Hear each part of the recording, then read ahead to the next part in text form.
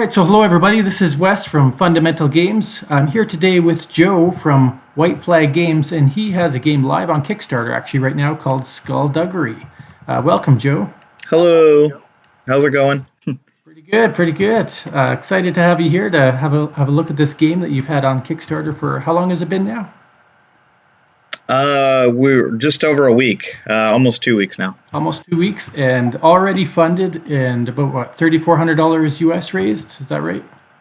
Yeah, I think so. We're getting close to the 4,000 mark, which is nice. Our next stretch goal is at 5. Pretty awesome, and we know that when it comes to Kickstarter games, you always get a nice boost at the end once people know you're funded and have a few stretch goals unlocked. So that's Oh yeah. good for you to know down the road. All right, Joe, and what do you Yep, what do you sure. do in your real life when you're not playing and building games? Well, I own White Flag Games, which is it's a board and card game shop in Mooresville, Indiana. We've been open for a little over 5 years, so I've got that going with my partners. And I also work at Valley Mills Christian Church here in Indianapolis. Awesome. What made you decide to make your own game? Well, I've actually been making games since middle school, I would say. And I heard an author say once that you really want to look at what you liked to do when you were in middle school, because it was, when you were old enough to know what you wanted to do, but not old enough to where you were too cool to get it done, kind of thing. So I've always been fascinated by making games and having a good time with people. So I've been playing hobby style games for a really long time. And my friend who was a neighbor, we take cardboard boxes and make board games and stuff out of them. So I've been designing and stuff for a long time. I've made some self-published things like through the Game Crafter and things like that. But this is the first one that I wanted to take a crack at doing something more professional. No, that's awesome. And when it comes to building games, it's they do say it's nice to always start with a small, fast kind of card game that is light on rules and easy on the eyes, because then you can show people that you can Yeah, produce a game, deliver it, fulfill it, and answer questions, giving them a bit more yeah, confidence in future games. So that's pretty awesome that you started that way as absolutely. well. Yeah, for sure. All right, and so tell us a couple sentences. What is Skulduggery? Well, Skulduggery is a fast-paced take that game. It's very light and easy to learn, but it's really high in strategy. It's kind of deceptive in the amount of strategy once you get the hang of it. And it's meant to have a small footprint. So this is something you can play while you're at Applebee's, waiting for your food or whatever else. It's meant to be kind of a light filler, fun game that you can kind of take and go. Right on. And that's is it minimum of 3 players, or do you have a 2-player version in the works? Yeah, it's really best with at least 3. You can play 2 players and just load up on the dragon deck instead of just having one dragon. Yeah. But it's very versatile in the sense that when it plays up to 8, you can play 2 teams of 4, 4 teams of 2. You can kind of mix and match however you want to play it. It's very versatile in what how you want to play it. You can do a free for all where everybody's for themselves too. But 'cause we did an easy mechanic of just your roll card is basically what gem you're going to get bonus on, and that's it. We kept it pretty easy and accessible so that it was kind of fun for all. Awesome. And so when we do the setup here, setup is pretty straightforward. We've got a 3-player setup on the table, and each player would get one face down, basically their character card, and that's going to represent what gem is worth more to them at the end of the game than anybody else. So if I get more gems of the color on my card, I'll get double that value. And then we each get a face-up adventure value card, which is basically the card that is going to accrue points or take away points in the game. And then we get a hand of 3 cards. Your hand size will change based on the number of players, right? Correct. Yep. So most games, if it's over 4, you want to just play with 2 face down cards because it can get pretty crazy or longer if you add more cards. Right. And then once you've got those cards, you shuffle up the dragon deck and you place as many dragons face down in a stack as the number of players minus 1. So we're going to play with a mock player here. So a 3-player game, we'll have 2 dragons on the table, which we don't get to look at unless we trigger the human ability. And then since you're the creator of this game, why don't you take it first, Joe? Show us what we would do. Okay. You see I've got a gem already here. I randomly grab one out of the bag, and I got a ruby. But each player is going to grab one random one to start with. Perfect. And they're going to take a look at your roll card to see which gems you're kind of gaining, you want to gain during the course of the game, because those are going to give you bonus points at the end. Yeah. Each gem is worth 1 point, but your bonus color is worth 2.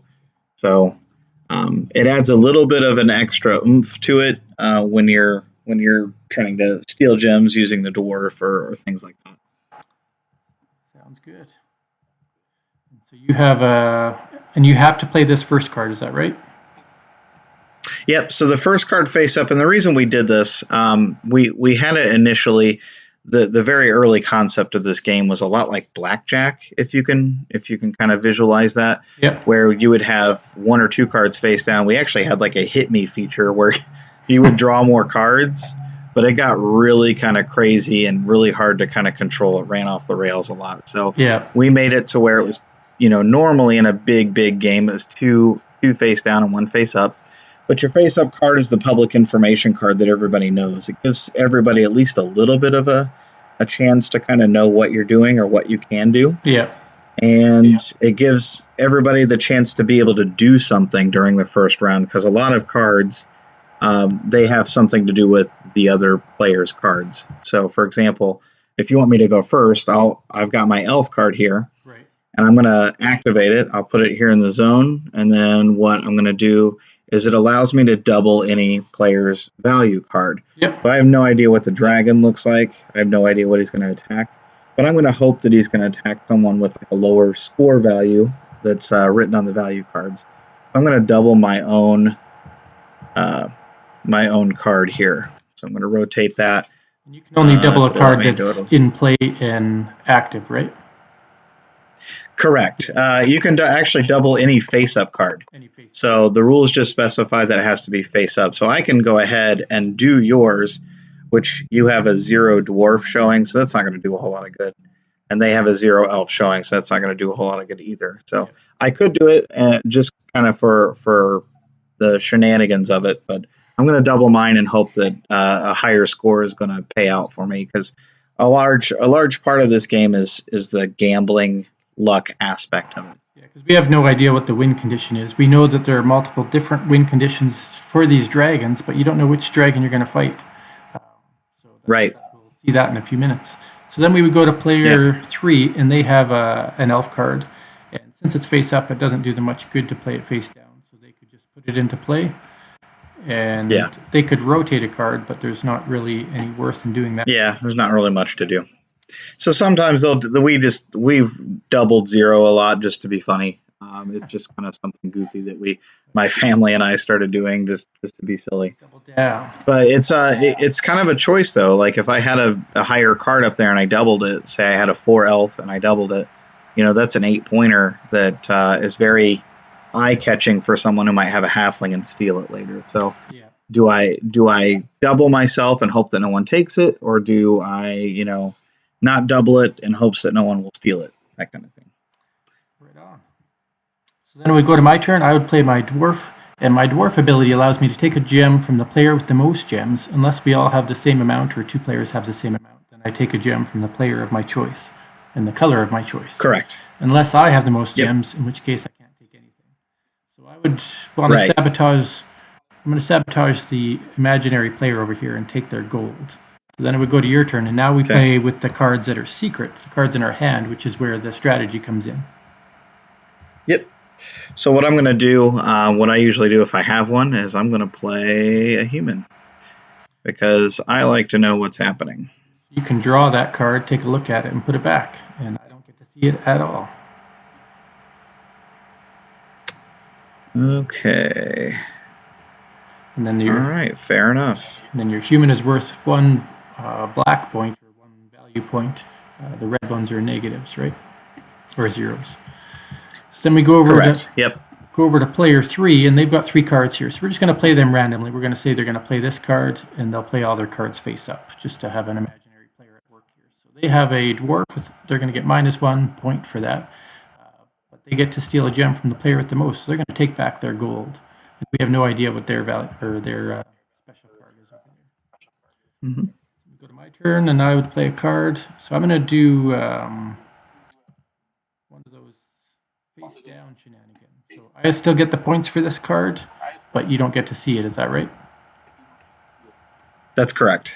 All right. So then it goes up. It helps protect it so that if someone tries to steal the card or double the value or whatever, it also gives a little bit of secrecy so that for example, I'll give you a little inside information on my hand.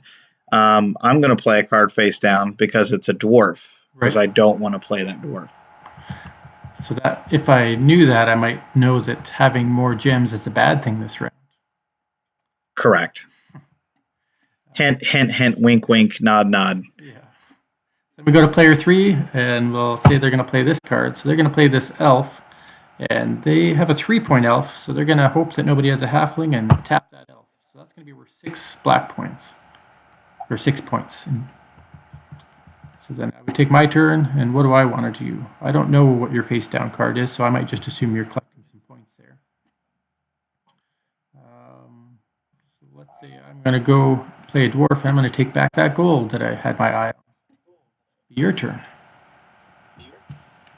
Okay, so I'll play my elf face up, and just to kind of mess with you here, I'm going to rotate it. And we're going to, well, actually, I'm not going to rotate that one, sorry. I'm going to use it to rotate your dwarf.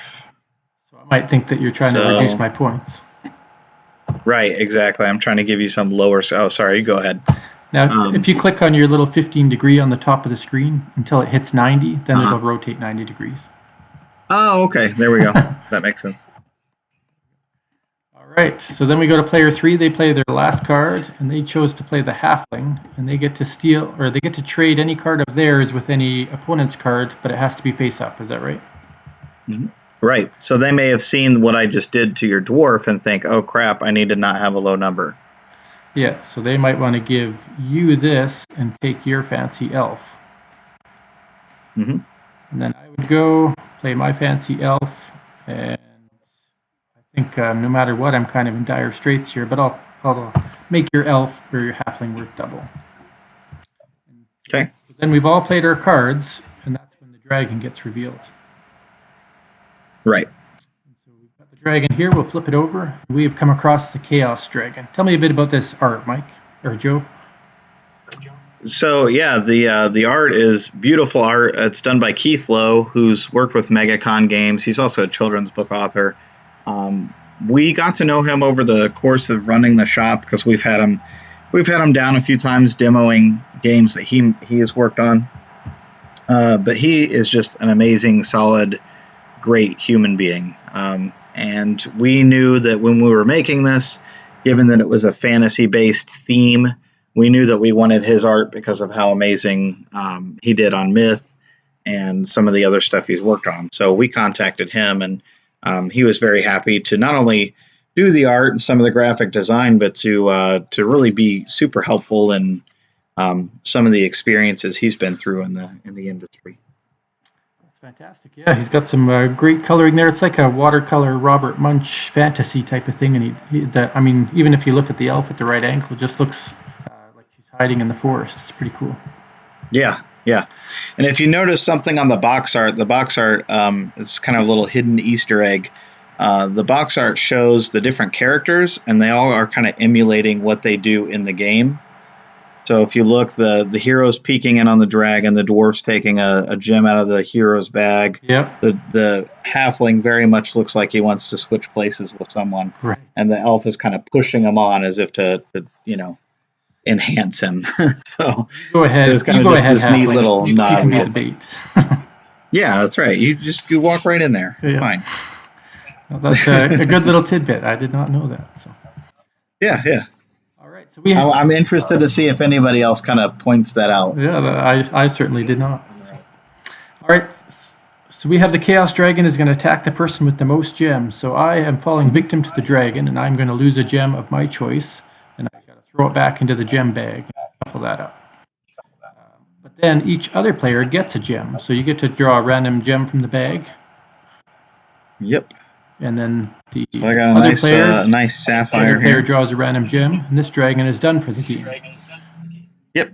So what we do is we will gather up all of our cards here. And we're going to shuffle them up and deal out round 2. It's a pretty quick round, especially if we're only playing with 2 dragons. We'll group that together. Right.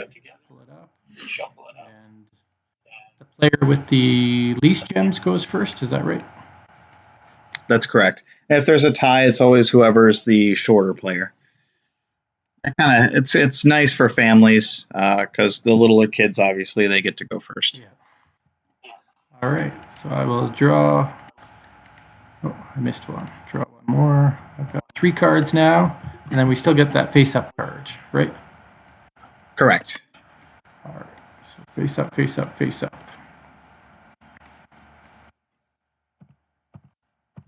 There we go, and the person with the least gems, and then the shortest. So we'll say that the imaginary opponent gets to go first. So they don't know. Sounds good. They don't know what the dragon is. They don't know if the what the end of this game will be, but they're going to go in and tap their elf. Or sorry, not tap. That's a coin term. This is a rotated. Yeah, we're going to rotate it. Yeah. So play my dwarf, and I'm going to have to scavenge a gem from you. I'm going to take that fancy ruby away. It'll be your turn. You've got Okay. your I'm favorite going card. Yeah, I'm going to play the hero so I can take a look at this real quick. Okay. All right. All right, so then this guy gets to go. Which card do you want him to play? Top, middle, bottom? Let's go middle. Middle. So he has a halfling. Gets to swap a card. So if he swaps for a human, he doesn't get to peek at the dragon, does he? No. You only get to activate the 1 card per turn. It's the one that you lay out. So once it's changed, it's done. It doesn't do anything else. He'll still give it to you for the red. He's hoping that the points will win. So then it goes to my turn. And I'm going to play another dwarf because I'm just a crook. Oh, wait, that wouldn't do me any good. I'm going to save that dwarf. I'm going to play this halfling. And I'm going to take their elf. It'll be your turn. Okay. I'm going to play this one face down so no one can mess with it. I think he accidentally showed us the dragon. He's furious. But that's okay. Yeah. That's okay. You played that face down, so this player, say the top card, they're going to play the elf, and they're going to just rotate itself. Actually, no, they'll play against me. They'll rotate my dwarf. There you go. Then I will play my halfling, and I'm going to give them that rotated halfling and take their human. It's your turn. All right, and I'm going to play this halfling, and I'm going to trade it for this human card. You got your dragon peeker back. He went around the table. Yeah. We've got this player. They've got the human. What little good he's going to do me. Not that anyone should know that, but... So this guy would know what the dragon is now. Yeah. But see, the cool thing about it is, with the dwarf being a negative number, part of the strategy in this is that if I know that he's going to attack everybody, the best I can do is make sure that no one's going to like steal gems and stuff like that from me. So I need to start working a way to make people believe that it's something else. Yeah. So if I'm playing my halfling cards to steal positive numbers, everybody's like, oh, I better not play my dwarf face up or what, or say I start stealing negative numbers and they want to hide their dwarf instead of playing it and things like that. So you kind of there's that deceptive part of like how there's more strategy to it than what it really looks like from face value. Yes. If I thought low number was important, I might play this card upside down and want to keep it. Right. Yep. So, but I can do that to try and manipulate you into not stealing gems from me. Yeah. So there was a reason why the dwarf was kind of why we went with like positive and negative numbers, because some of them worked better when you had to kind of lean more towards one side of things instead of other, like here, like the human and elf or the dwarf and halfling. with some of the dragons. So I'm going to play this halfling, and I'm just going to go ahead and trade it for this guy's human card too, because why not? That would trigger the end of the round, in which case we shall reveal the dragon and see that everybody does get attacked. So we all have to lose a gem. We all die. Yep. That leaves you and player 3 without any gems. Yep, you took this one. And I am victorious now. But it was a horrible experience for everyone but you. Furious Dragon he was unhappy. So what we had at the end of this round. All of our adventurers are dead. Didn't matter as much what we had this round, but you never know, because if we take a look at these other dragons here, we'll just flip them over. Yep. You put a different mechanic, so every dragon is asymmetrical for different things. Yep. And you got the I like the sleeping dragon, which is the counterpart to the furious one here, because he's asleep and he stays asleep and he doesn't attack anybody. Yeah. So everybody gets some gems. Right. So that's that hidden end game kind of makes it interesting, because you never really know what you're going against. Now, if you're playing with more players and you have more dragon rounds, then you start to know what dragons were already played, and you might play around that. Mm-hmm. Right. And that's why you always burn one, because the game comes with 8. So if you have 8 players, you're playing with 7. So even if you're card counting, you don't quite know which of the last 2 it's going to be. Yeah. But I tell you, when it gets up to 6, 7, 8 players, and there's that many rounds, you start accumulating a lot more gems. There's a lot more crazy chaos involved, and it's a lot even more crazier when you have different team situations too. Yeah. And you can play where you know who's on your team, or you can play where you don't know who's on your team. So you're over here kind of screwing one person over, and you don't realize that he's on your team. It's kind of yeah, for sure. And I could see, like you said, playing this game at a restaurant or a pub and just having it laid out on the table. It's certainly going to catch some eyes with the way the art looks and the thematic characters all surrounding a dragon at the end. So it's cool that visual that you have there. Yeah. All right, and how much does it cost if somebody wanted to buy this on Kickstarter right now? This one's going to be $20 plus shipping, just depending on where you live. We're hoping to unlock a few stretch goals. I think we're going to get the 5,000 one, which is going to add 4 wizards to the game. And the wizards allow you to kind of manipulate the dragon deck when they're played. So even though someone may have peeked at a dragon card, you can shuffle the dragon card deck, or you can take the one that wasn't used out of the box and shuffle that in and take one out, kind of thing. So it's even more chaos. The more things that we have planned, if you notice, there's 7 gems in there. So we have kind of ideas and thoughts for a couple more races that would prefer those other gem types, which would also increase the player mark up to 10 if you wanted to. But those are all things that we kind of put on the back burner. We wanted to put out a simple game that wasn't, too complex and too crazy. But the extra stuff that we had are what we consider kind of a mini expansion that you can substitute those in, or you can add them to them. It kind of doesn't really change much either way. It's just kind of a new fun way to do it. But we wanted to make the game a very, very simple game that was a nice, easy barrier to entry for people who may not know a lot of, hobby-style board games. Yeah, and I think you've certainly accomplished that. But I'm just double-checking now. You've got 128 people that found some interest in the game, so that's something to be proud of there. Yeah, sweet. Anything else you wanted to share with us about Skulduggery, or do you have another game in the works in the future?